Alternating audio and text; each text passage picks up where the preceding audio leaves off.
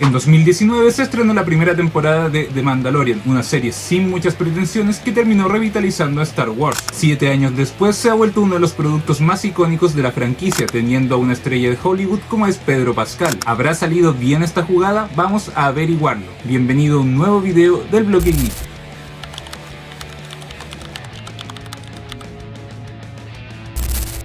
The Mandalorian and Grogu es una película estrenada en 2026 dirigida por Jon Favreau y protagonizada por Pedro Pascal. Cronológicamente está ubicada luego de los acontecimientos de la temporada 3. La historia nos presenta a Din Djarin y a Grogu trabajando para la Nueva República y capturando a líderes imperiales remanentes. En este sentido se les pide que rescaten al hijo de Jabba the Hutt, quien supuestamente está secuestrado, y esto daría una pista de vital importancia para capturar a alguien muy importante del imperio. Para haber sido el regreso de Star Wars a los cines tras 7 años, siento que me quedé un poco frío con esta propuesta, pero aún así creo que es una película difícil de analizar. En primer lugar, me pasa que la siento un poco innecesaria, o sea, es súper entretenida, hay acción en todo momento y los efectos especiales y la banda sonora son buenísimas, pero aún así siento que la historia es un poco simple, sobre todo si lo pensamos como, oh, este es el regreso de Star Wars a los cines.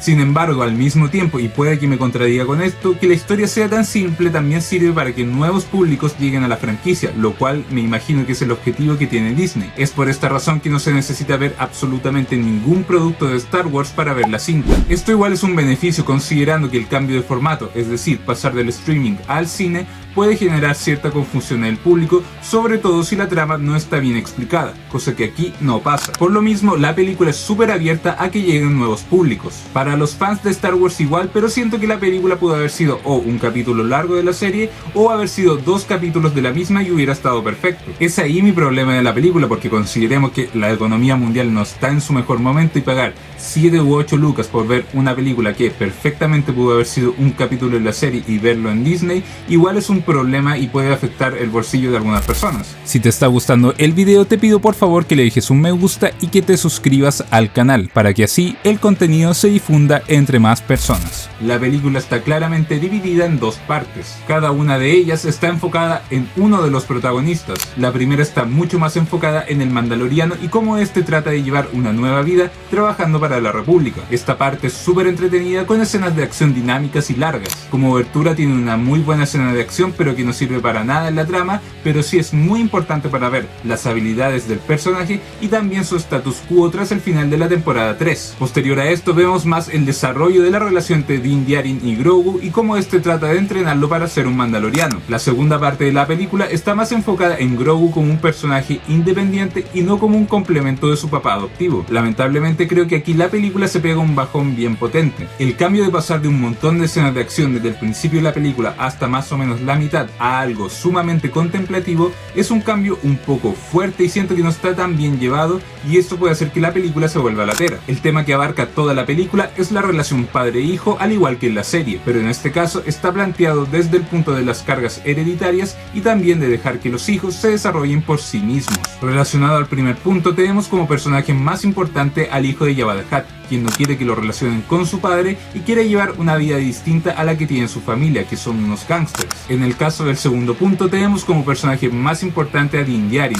quien debe dejar que Grogu se desarrolle solo y que también ya no sea tan dependiente de él. De todos modos, siento que la serie ya había desarrollado harto la relación entre Mandalorian y Grogu, y si bien esto le aporta nuevas dinámicas, igual creo que los guionistas deberían cambiar un poco el switch, o si no las tramas se comenzarán a volver repetitivas. En cuanto a las actuaciones, no hay mucho que decir la verdad. La mayoría de los personajes están hechos mediante CGI y en realidad no es algo que se puede evaluar. En cuanto al caso del Mandaloriano, es bien poco el tiempo en el que sale sin el casco y en el que podemos ver a Pedro Pascal en pantalla. Por lo mismo, nuevamente puede que haya sido un doble el que hizo la mayoría de las escenas y él solamente puso la voz. Ahora, no sé si esto es algo que se pueda criticar negativamente, porque es algo que siempre ha pasado con el personaje y que también está justificado en el lore de Star Wars, por lo que lo dejo a la evaluación del público. Respecto a todo lo técnico, en realidad la película está muy bien lograda. Los efectos especiales están increíbles y tiene una gran cantidad de personajes hechos digitalmente, lo cual no incomoda para nada y de hecho se ven súper bien. Esto tampoco se pierde durante las escenas de acción, las cuales están muy bien hechas. La banda sonora también es un muy buen punto a destacar,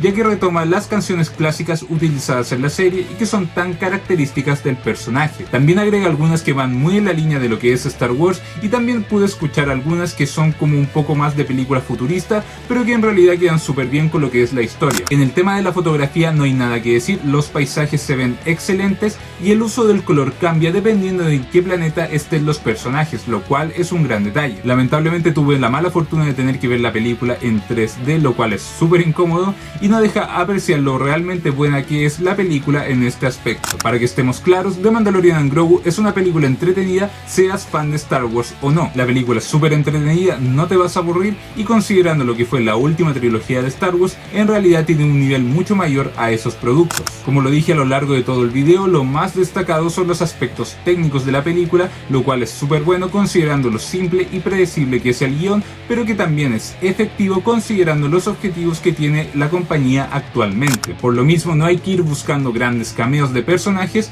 o el inicio de una gran trama para el universo Star Wars. No, la película hace lo suyo y termina contando una historia que probablemente, en mi opinión, estaba planificada para ser 1 o 2 capítulos de la serie y terminaron dejándola como película. Si la ves en el cine, bacán, y si no, espero que se estrene en Disney Plus y la ves tranquilo en tu casita. No te vas a perder de nada y no te vas a hacer ningún spoiler si no la ves ahora. Así que veremos qué nos depara el universo de Star Wars en un futuro. Gracias por haber llegado hasta el final del video. Te pido por favor que me dejes un me gusta, que actives las notificaciones y que te suscribas al canal para que este proyecto siga creciendo. Nos vemos en un próximo video.